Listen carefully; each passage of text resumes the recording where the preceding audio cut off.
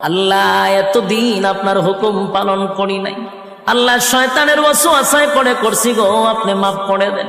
চোখের পানিগুলো ছেড়ে দিয়া যদি আল্লাহর দরবারে আপনি দরখাস্ত করেন, আমার আল্লাহ বলেন বান্দারে যৌবনকালে যদি একবার ডাক দেস, আমি ৭০ বার বান্দা তোর ডাকে জবাব দিই।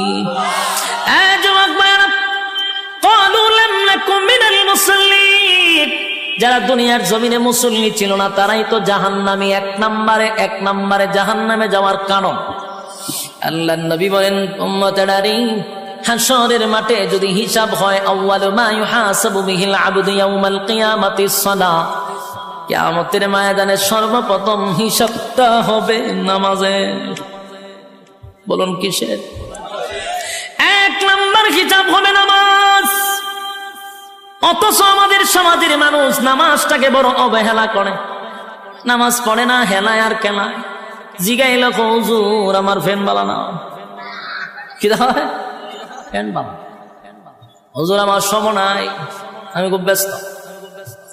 আল্লাহ বলবে বান্দারে সময়ের মালিক তো আমি, রাইতে দিনে ২৪ ঘন্টা সময় তো আমি দিছি, আমার দেওয়া সময় কেন আমারে দিলি না? মন গড়া জিন্দিগি কেন চালাইলি? আমার দেওয়া সময় কেন আমারে দিলি না? ইমাম সাহেব মাদ্রাসার মুহতামিম যদি বলে আসেন না নামাজে যাই, উত্তর দেয় হুজুর সময় নাই। যেই লোকটা বলছে হুজুর সময় নাই, এই লোকটা দেখবেন বন্ধুদের আড্ডায় সময়ের অভাব নাই, চাকরিতে সময় আছে, ব্যবসাতে সময় আছে, বউ বাচ্চারে সময় আছে, বন্ধুদের আড্ডায় সময় আছে, বিপিএল খেলায় সময় আছে, আইপিএল খেলায় সময় আছে, বিশ্বকাপ খেলায় সময় আছে, ফেসবুক শরীফের সময় আছে, ইউটিউবের সময় আছে।